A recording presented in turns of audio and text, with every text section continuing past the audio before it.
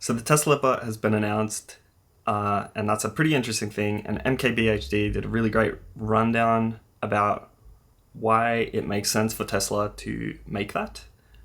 And for the most part, I agree with him. But he went into a bunch of other reasons why he thinks that robotics doesn't make sense. And coming at that from a programmer perspective with a pretty decent fundamental understanding of AI, but I'm not like an AI researcher or anything, I have just completely different opinions to him. I think this completely makes sense, and I think it will be a thing, but it's definitely not going to be a thing in the next like 1 year. Well, I would doubt that, I would expect a prototype within 1 year, actually. I think that's not unreasonable. The applications of a prototype are usually very limited though, and that's just the nature of software development and product development, everything. That's a bit of a tangent, but I'm gonna just go through some of the points that MKBHD made because I really liked his video, but I also just completely disagreed with it, and I thought it was like completely just different to what I think about this whole topic. I gotta apologize if you're here and you like my camera stuff. This topic was just so interesting to me, and it crosses over with my programming and stuff. So I thought it was a really interesting opportunity to talk about these things. To go on a weird tangent, I feel like we don't think about cars in such a way like they are as fascinating as they actually are as machines. I think that we think about Tesla cars as just being like electric cars, like you're only replacing the engine out and making it an electric engine or motor or whatever. And that's all it is, It's just the same thing driven by different technology.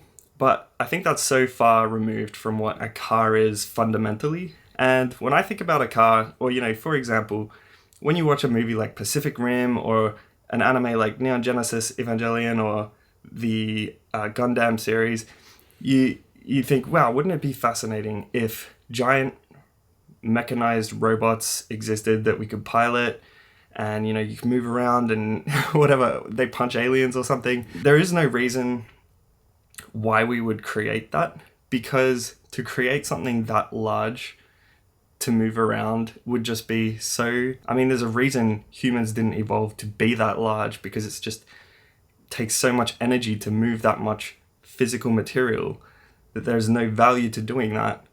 Even if you need to punch aliens, it doesn't make any sense. But when we come to solve problems and there's things that we need to do and we need to do it better and faster than we could do it before, like, for example, I need to travel 20 kilometers in a short amount of time.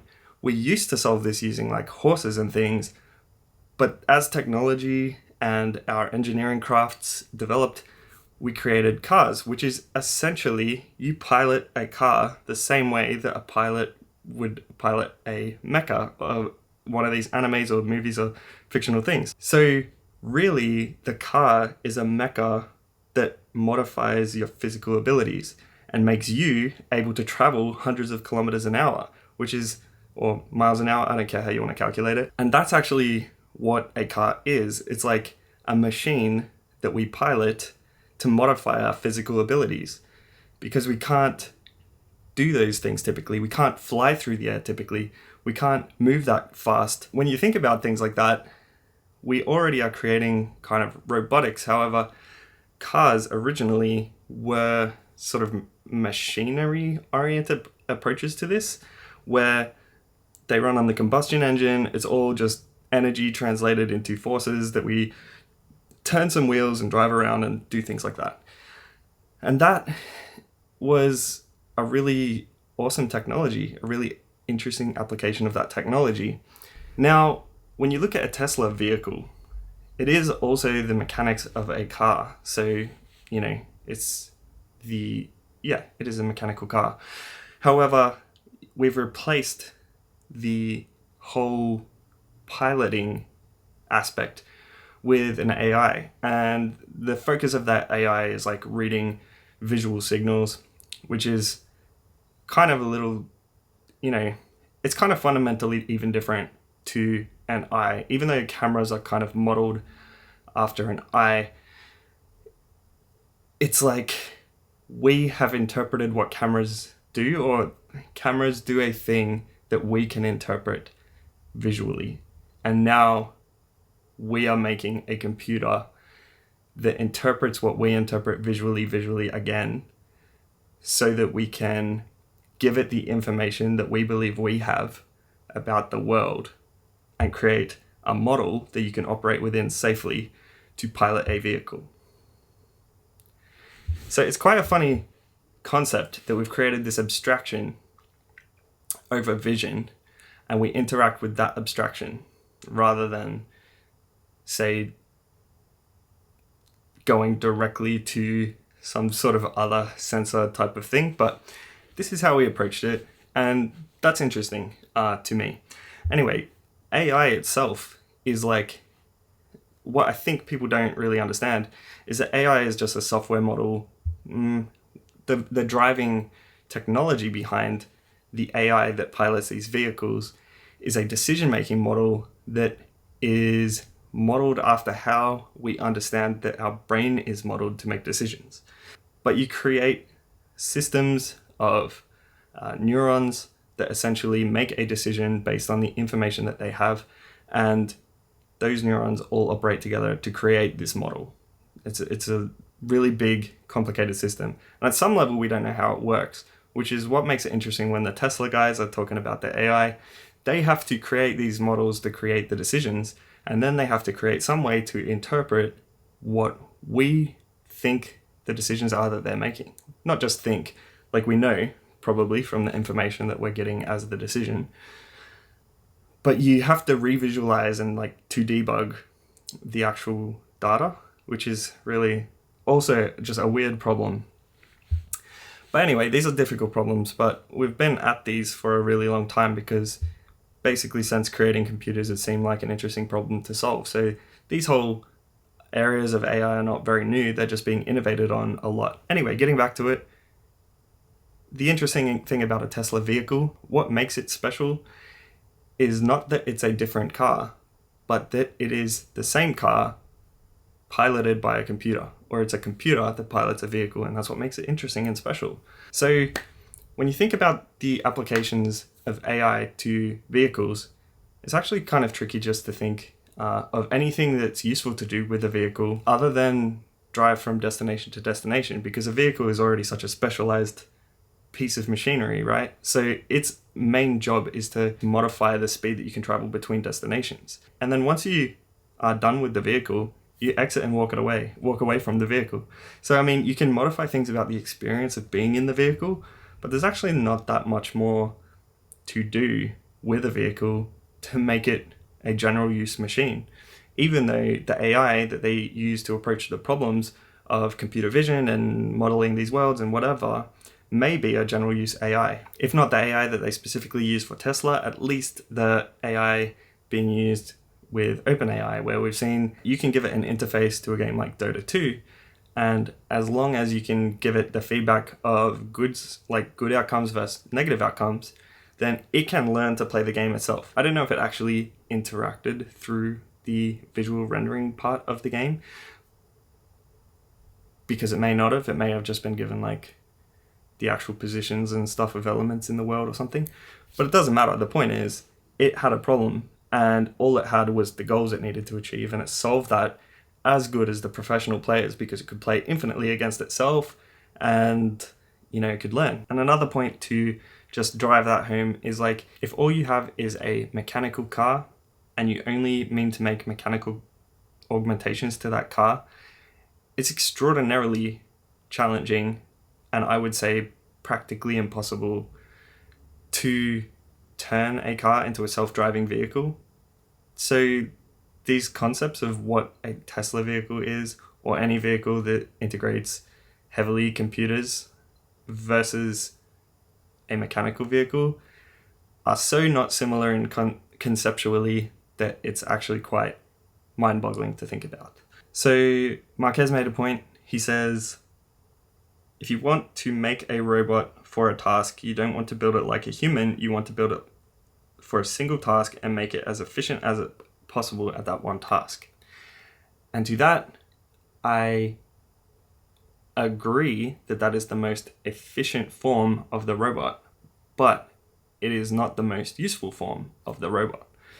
And this comes down to the specialization versus generalization dichotomy. So the more you specialize something, the better it is at that thing. So it may be like orders of magnitude better. For example, digging a hole, we could say we want to dig a hole really fast. So you could put 100 humans on it, and that's not very efficient. Or you can put one human piloting like an excavating vehicle, and that can be as efficient as dozens or maybe even 100 humans. I'm not even sure like what the maths is on that, but like the point is many people digging a hole is still not as good as a machine highly specialized to dig a hole, which is true. That is the most efficient way to dig a hole. But you can't ask an excavator machine, or you can't even reasonably consider an excavator machine to act like a vehicle, like a car. You can't say, this excavator is also going to travel 100 kilometers an hour in one direction and take me across town in 20 minutes. It's not going to be able to do both of those tasks. So yes, it's more efficient at that one task, but now you need to own two things to do two separate but similar tasks. Like they're both kind of capable of transport, but it's just infeasible for it to do the other thing. So yes, when we want to specialize a task, it does make sense to make a specialized machine for that task, but it doesn't make sense to argue that generalized forms are not valuable because we can specialize machines that are just better. Another example is the robot vacuum. Like it's better to just rather than make a humanoid robot that can vacuum the floor, you just get like a little robot vacuum, which is true. And these kinds of specialized robot vacuum appliances already exist and they work pretty well. And the more assumptions you can take away, like if you have to program a lot of information into it one time to tell it the shape of your house and how it's going to traverse that, then you can create a single, very small, very efficient to create thing that is good at that task.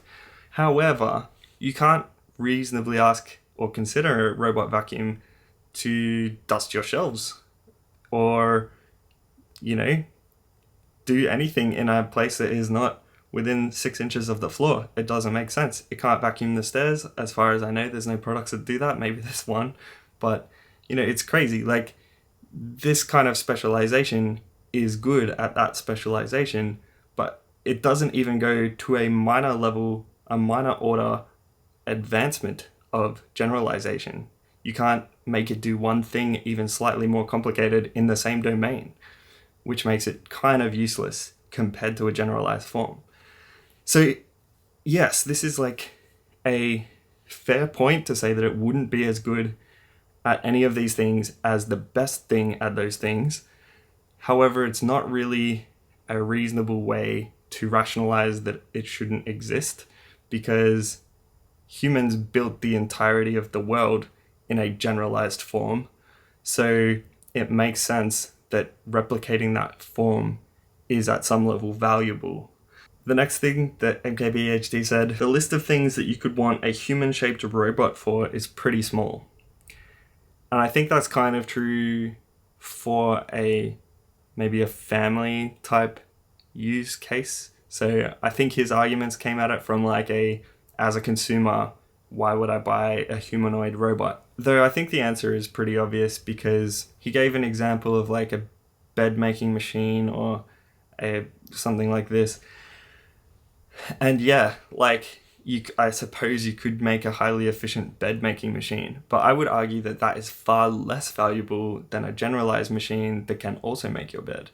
And I think the way you can get back to this, especially in a way that I think, Marquez could appreciate, is like your mobile phone.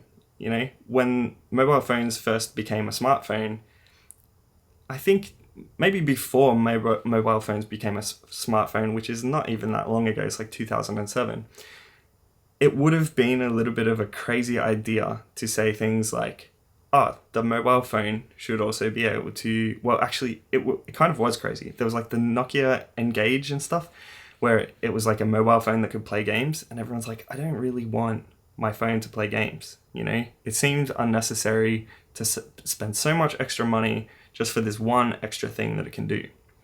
However, when we get to the iPhone and the phone's abilities became equivalent to what a computer could do, then its abilities were far more generalized. So not only is your phone like a calendar, it's like a media playing device, you can play music, you can use the internet, you can do video calls, you can do all the things that you could do with a computer.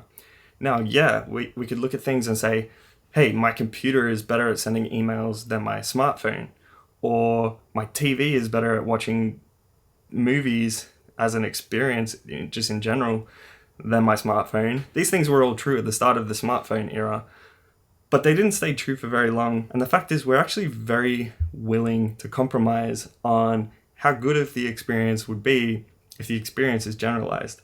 Like, people can decide, I don't actually need a TV that bad. I can just use my phone for most kind of media consumption that I do, because maybe I just do it through YouTube.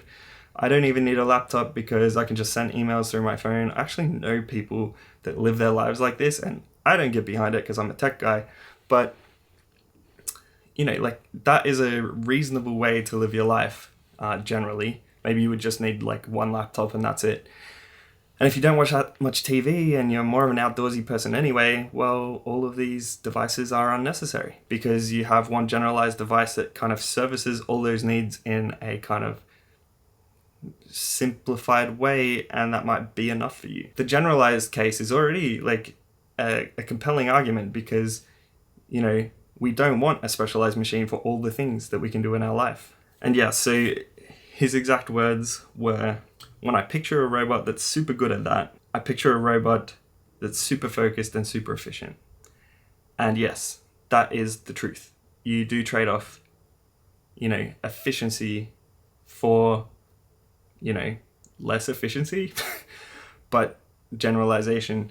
And this is something that we even do in software all of the time. Like, I think I would not be exaggerating to say that like 99% of your computing power in your machine is completely wasted by inefficient code, because it's far more efficient to spend less time developing applications with generalized plugins and generalized software languages than it is to write perfectly optimized code for your machine.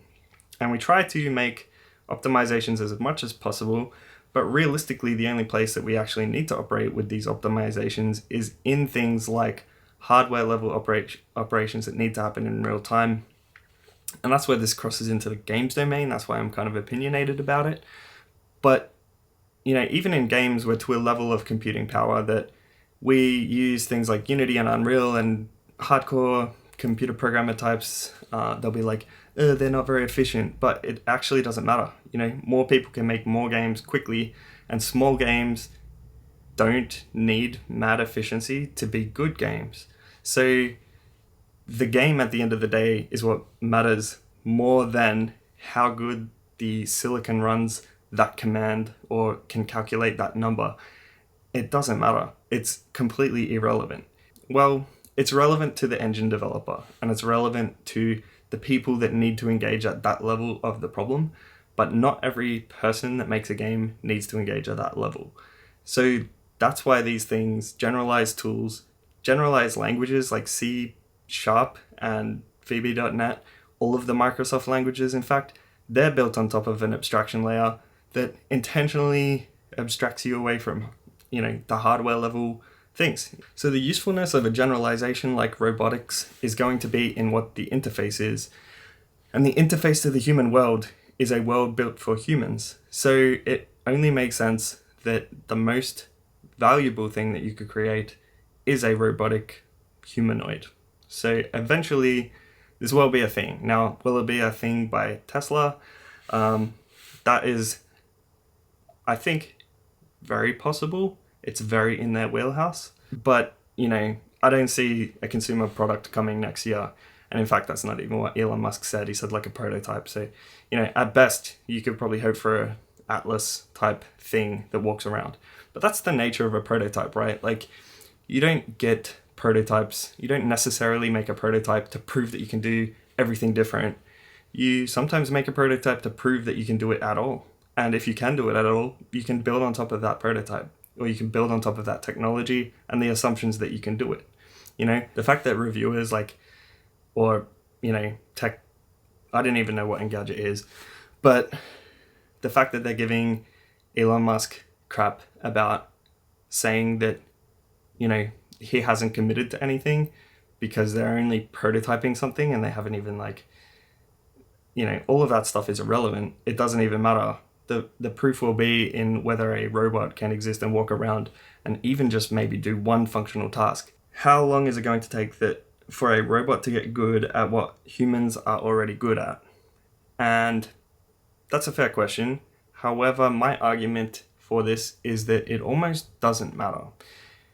If a robot is humanoid, and I would say the lower boundary for this being useful would be that it is in some way trainable, it wouldn't matter. It wouldn't matter at all if the robot had a lifetime of, say, 2 years, just only 2 years, which is a pretty low lifetime. It cost less than $50,000, which is a badly paid employee, and it was trainable in a day or a week, because after that, you have the benefit of time on your side. You just have to train it once to do this repetitive task, and it can do it forever. And the more generalized it is at applying even that single unit of training, for example, it could be delivery. If its only job was to get out of a vehicle, take a box from the boot of an automated car, and then take that to the door and put it there on the door safely and securely without dropping it and stuff. If that was the only task it did, it would replace all food delivery, all mail delivery, everything. We don't need an entire subset of, that's ultimately the kind of boring and repetitive task that, can be completely automated just by a robotics thing. Or if you say, taking it to the next level from there, electricians, frankly, it's complicated to create the computer-oriented solution for this, but once that's created one time, there isn't really a reason why robotics couldn't run electric wires in structures or whatever, wire them up correctly. It's really a matter of just the dexterity of that robot. So, that's a thing. And I'd say the dexterous robots will be quite far behind maybe the delivery robots. Once it begins to get applied in any space and that there's a business utility for it, the scale will only be a matter of time. So at the beginning, I would expect very repetitive tasks to be really just facilitated by Android type robots. I would say you'll start somewhere like one person might command 2 or 3 robots at a time, or androids, might teach them, program them, and it might facilitate his workflow because, instantly, one operator would only have to program and facilitate the use of 3 other workers that work indefinitely, ultimately. And then the benefit of time is completely on your side. You've eliminated 3/4 of your workforce, even if a human needs to be there to make the decisions. Now, once there's a certain level of autonomy achieved in the AI sort of programming and understanding of its world and its problems, you can go to the next level. And next levels can be like dexterity of things. I could imagine Android plumbers, Android electricians, all these labor-oriented type works, maybe working to lay tiles on the roof. It doesn't especially require a human beyond a certain point of understanding of the problem. Maybe one human for oversight to make the reasoning choices or something, but the actual physical work could be just done by this laborer. And then when you put it that way, when you say get to that level of tasks, this is where the robotics skew of Tesla begins to really, really make sense. Because that's when you bring in SpaceX and you think, hey, what's up with going to Mars and terraforming Mars, which is going to be extremely hostile to human life. It's going to be a very high-risk thing to do, so only a few people can do it. However, you'll need a lot of labor to actually achieve this. And this is where I think the long-term vision comes in. And it may be like 10, it may be 20 years. It almost doesn't matter how long that is, because that's not even that long, you know? For some of you out there, you will not even be 30 by the time this is a reality, which is just crazy to me. When you think about it, if you can send a Android workforce to Mars and you can install a solar array that could recharge them, suddenly, for the next however many years you even need it, you can just have a humanoid workforce who is able to build and construct humanoid size structures and environments and really do anything you need. You don't need to send specifically some machine that's really good at planting seeds or something if you're trying to terraform the atmosphere, though I think that's probably not a feasible first task anyway. But just for the sake of an example, if you're creating an atmosphere and you decide, oh, we need to plant 1 billion trees, it isn't infeasible to repurpose your workforce to just do that task. And this is why this generalized android humanoid form is extremely useful and extremely valuable, and why I think Tesla is doing it, because their long-term vision is probably going to be assist their workforces in their factories and interplanetary to bolster out the workforces. Now, what does it mean for society? Well, that's like the craziest question. The last thing that Marquez said, my take is that the Tesla bot probably won't exist anytime soon either. Yeah, 100%, man. No chance. Next year, if there's a prototype, that's cool. But I mean, realistically, this is probably a decade-long project. However, the technology is probably about there. Like the software technology will be there in the next 10 years. And it's really going to be about how much of the business case can make it get used.